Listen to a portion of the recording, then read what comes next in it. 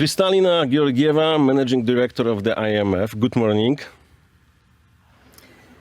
Dzień dobry, Pawle. Dzień dobry, Polsko. Dzień dobry, witam serdecznie. Powiem po polsku. Good morning. Thank you for inviting me. To jest prawdopodobnie pierwszy pani wywiad dla stacji z Europy Środkowej. It is indeed, and I think it is very appropriate that when we have a managing director from this part of the world, we would do more communications with the region. Thank you for... Dziękuję za przyjęcie zaproszenia. I very much look forward to the interview. Jak długo potrwa obecny kryzys z jego późniejszymi konsekwencjami? At this point, we are predicting a partial and uneven recovery to already start in 2020. What we now know is that we have learned how to live and operate with the pandemic still with us. We expect in 2021 growth to be around 5.4%. This is not going to bring us back to where we were before the pandemic.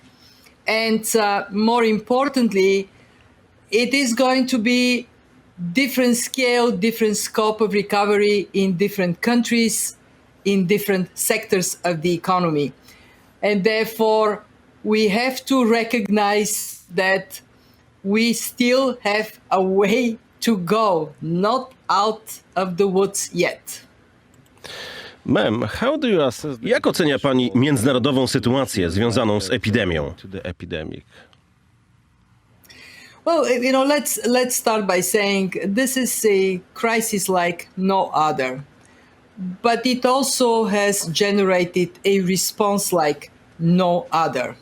What we have seen is a remarkable synchronized action of central banks and deployment of fiscal measures by governments. What we are seeing in terms of the scale of the impact of the crisis is dramatic. We expect this year and next a total loss for the world of $12 trillion. But we also have seen an incredibly strong action to put a floor under the world economy. Fiscal measures as of now total $11 trillion. And central banks have cut interest rates, have poured liquidity on a massive scale. What is the result? In March, I was extremely concerned, as we were all, that this sudden stop of the world economy can lead to a wave of bankruptcies and then to massive unemployment. In April, I was so pleased to see that the actions that have been taken, and I stress in a synchronized manner, have opened up markets.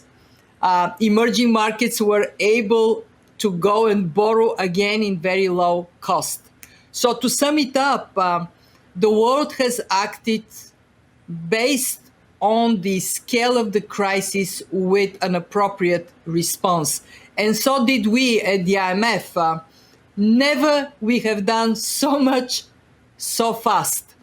We have provided 72 financial lifelines. 72 countries have tapped into IMF resources.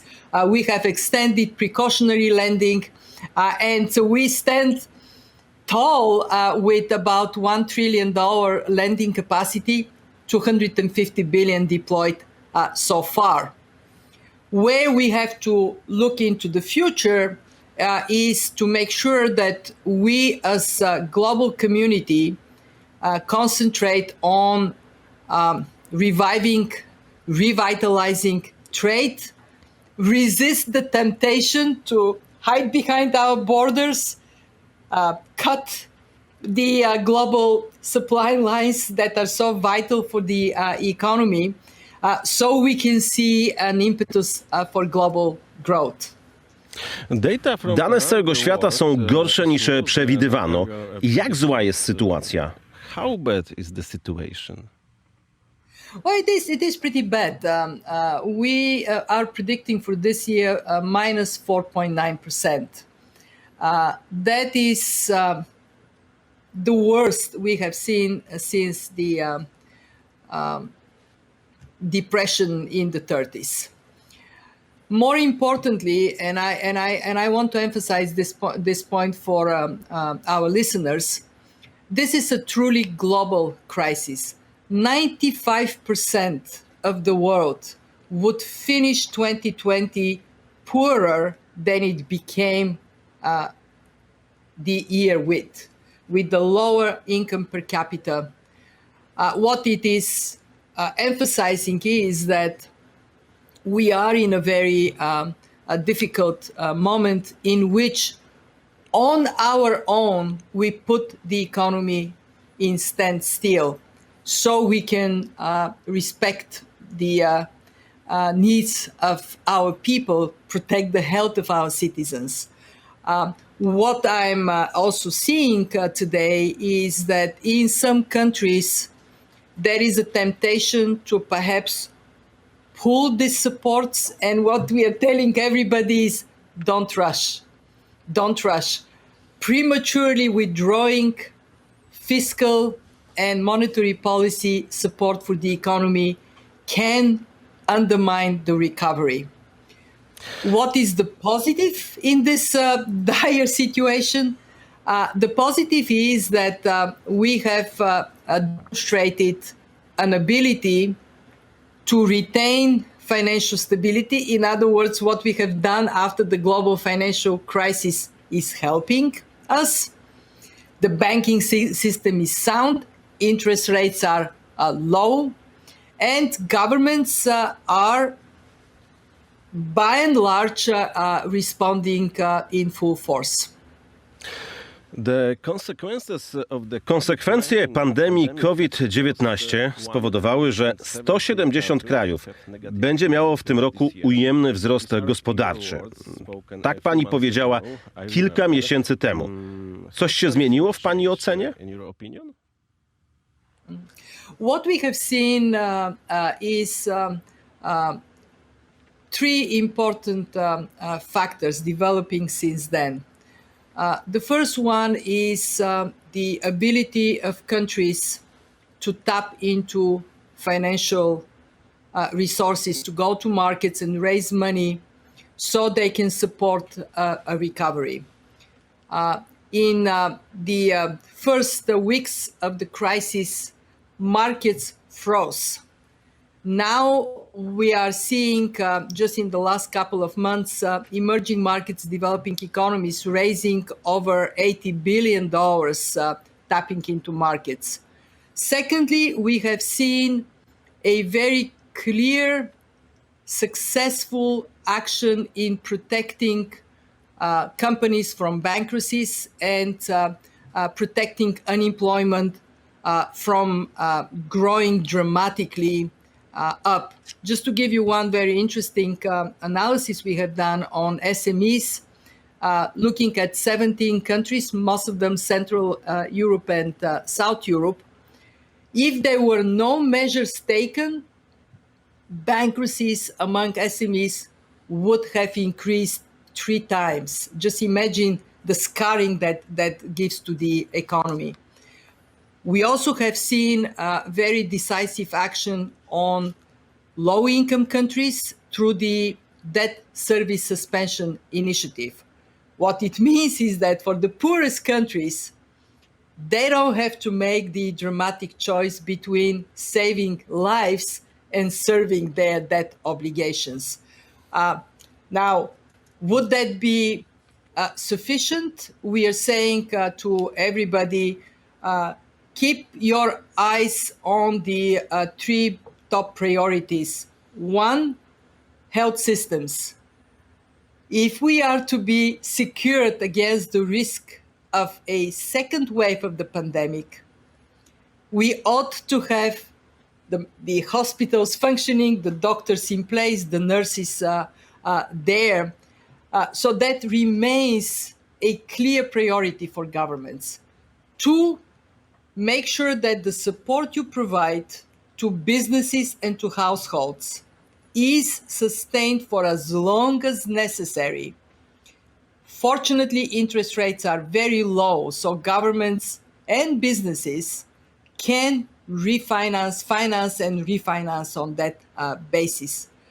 And 3, think of the recovery. You're going to be putting in place a massive fiscal stimulus.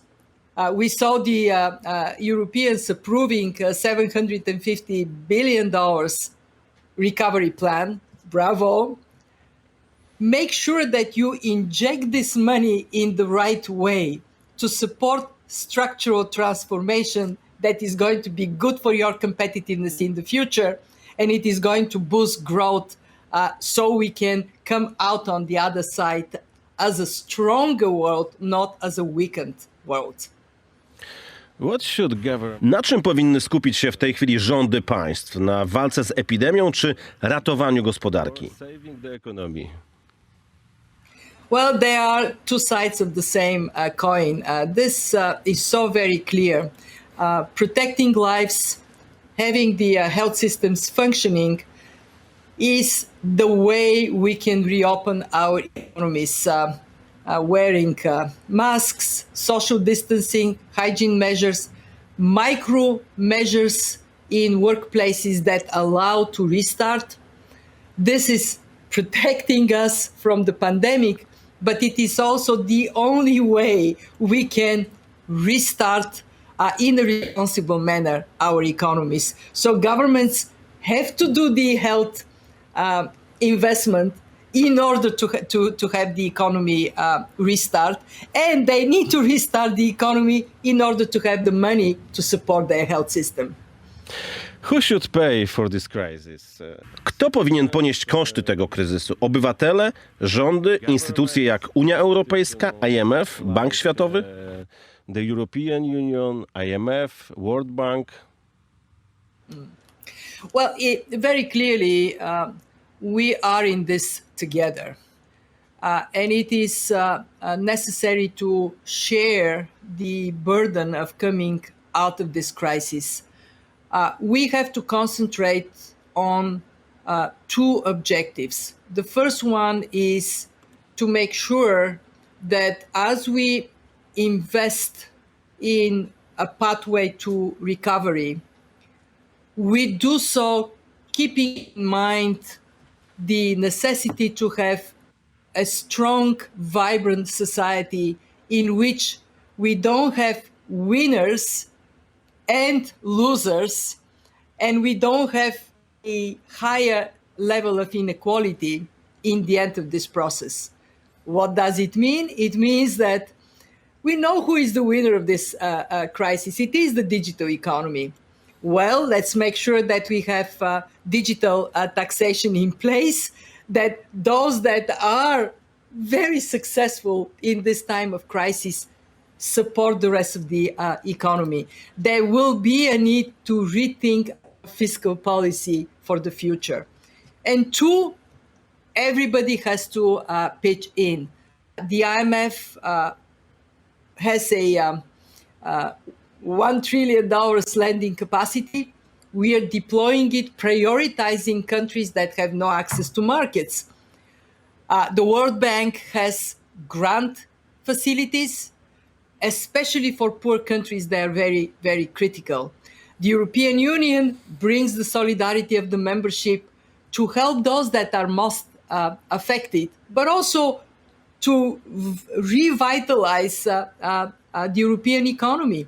And I think the more we think about this crisis as bringing us together and allowing us to build a better foundation for inclusive growth for the future, the more likely it is that we will build the best memorial for the people who have died. And it is a stronger, more vibrant world economy.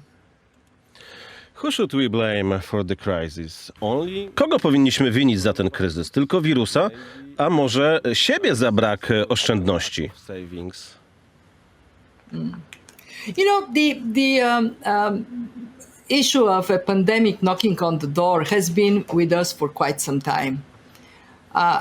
When we have gone to previous crises, there would be a spike in awareness and then we would put in place better measures. But we have to admit that similar to the global financial crisis, we ought to learn the lessons from this crisis so we do better. Remember, after the global financial crisis, we concentrated on the weak link. It was the financial system. It wasn't resilient enough. So we built supervision requirements, macroprudential requirements, stress testing of the banking system. And guess what? Today, our banking system is resilient, and it is a huge plus for us in this crisis. So what is it that we are seeing that hasn't worked so well during the pandemic? Well, universal access to healthcare, a capacity of the social protection system to kick in immediately when a shock hits us, the ability to act in a way that is from the very beginning of the crisis, one of full global mobilization. These are things that we will have to make sure we correct for the future. And beyond that, we also have to think of the world being more shock prone. We know that aside of the pandemic, we have been for the last decades concerned about a climate crisis, of climate shocks. So now is the moment to think about building resilience in our economies and in our societies. What is the most important element of this resilience? It is actually us investing in people, investing in education, in health, in social protection. So when shock comes, we are better positioned to react to it. But more importantly, we do everything possible to reduce the risks of these shocks. Jak pani ocenia trwające napięcia na linii USA-Chiny? China. We are in a moment when what we are learning every day is that we need each other. And I can say from the position I hold as the head of the IMF that we actually have seen a remarkable unity of our membership in the face of this crisis. And it is my determination that we have to nurture more collaboration because none of us on our own can cope with the challenges ahead of us. The pandemic shows us that we are as strong as the weakest parts of our economy, of our society. So I do look forward to working towards that unity of purpose, overcoming legitimate differences in views, overcoming natural interests that may not be completely aligned with each other, working towards more collaboration, not less. How much money Ile pieniędzy IMF przeznaczył na wsparcie państw w czasie tego kryzysu? countries during the crisis? So what we have done so far is first and foremost to provide immediately emergency financing. For countries that do not have buffers, do not have reserves, IMF is the source of a financial lifeline. And we have extended $25 billion of financial assistance in terms of emergency support, very different of our traditional programs. We don't put conditions. We are only asking two things from countries: support your health systems, your doctors, your hospitals, and support the most vulnerable people and parts of your economy. We also have extended just about $107 billion of precautionary facilities. These are for countries with strong fundamentals. It gives them additional buffers. And we now have, in addition to Mexico that was there before, a renewal for Colombia as well as Chile and Peru.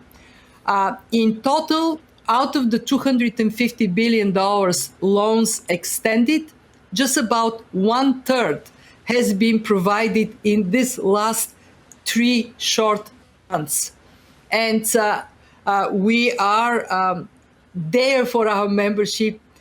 We expect that there will be a second wave of programs that would come for countries as they strive to recover from this crisis.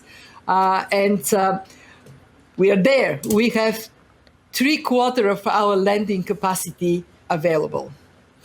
Ma'am, jak pani ocenia sytuację mojego kraju, Polski? Well, Poland is a great success story of economic transformation. We have seen Poland over the last 30 years more than tripling income per capita and shrinking the distance between the EU, those that are more advanced economies than itself, from, if I remember correctly, going from 42% income per capita to 72% income per capita. So congratulations to the Polish people. You have done really well. In this crisis, Poland, you earned it. Poland in this crisis has done all the right things with the speed that was required. It immediately after the pandemic hit, introduced measures to protect the spread of the pandemic. It has been fortunate not to have as high percentage of both mortality and morbidity as some other countries in Europe. It has been really good prior to the crisis. It stepped into the crisis in a strong economic position with higher growth rates than the rest of Europe. So the recession in Poland, although who likes recession, is shallower than it is for the European Union. Almost half of the hit for Europe as a whole. 4% projected shrinkage of GDP vis-a-vis 9.3% for Europe. It is also enjoying strong buffers that can be deployed and are being deployed in this crisis. It has done really well to immediately inject fiscal measures, some 5.5% of GDP. That is very sizable. And the Central Bank of Poland has done all the right things, cutting almost to zero interest rates and also moving with the purchases on the secondary markets. In other words, introducing a QE to support the Polish economy. All of this is helping. And if I have any message to the Polish authorities is stay the course. Do not withdraw this support prematurely. And also think about what next. How can you deploy fiscal stimulus that is providing an injection of vitality in the Polish economy, boosting competitiveness, and also recognizing a very simple thing: big sectoral and structural shifts are coming. So, ma'am, kiedy odwiedzi pani Polskę? Visit Poland. I cannot wait. It is my luck that the resident representative for the region is based in Warsaw. So in the spirit of connecting with the Polish authorities, but also with my own staff, I think a visit to Poland is in the making, forthcoming. We are all tired. Wszyscy mamy dość wirusa. Gdzie pojedzie pani na urlop? Jak się to skończy? I actually took my very Poland. first trip. I took my very first trip last week when the lockdown was eased in Europe, including in my home country. I went to visit my family, hug my granddaughter, my grandson, my daughter. And I'll tell you, it was a strange experience, the empty airports, 39 people on a transatlantic flight.